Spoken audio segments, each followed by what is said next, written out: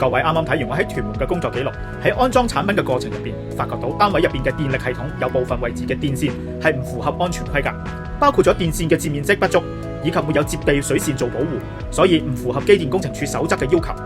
因為有好多業主唔一定對電力裝置有認識，好多時都係聽裝修師傅講，當然亦有啲裝修師傅根本亦都唔識相關嘅法例同埋守則嘅要求，說明咗單位入邊不符合安全部分嘅問題，必須要修復達至安全標準要求，避免咗電力以及火災嘅意外。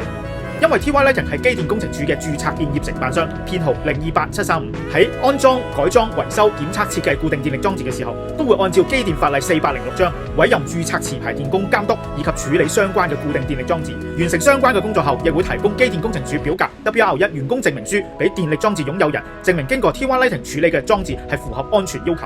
呢一份白紙黑字合法合規嘅信心保證，並唔係坊間一啲無牌嘅公司以及一啲無牌嘅師傅可以媲美。安全第一係 Tylighting 嘅服務宗旨最重要嘅一環啊！所以各位朋友，如果對以上影片內容想了解多啲，歡迎各位喺留言區留言，亦都歡迎親自嚟到灣仔利威商業大廈9樓全層實體陳列室查詢，我會親自喺度為各位解答產品以及電力裝置嘅問題。多謝各位收睇，覺得中意記得俾個 like， 分享俾有需要嘅朋友。我哋下一個影片再見啦，拜拜。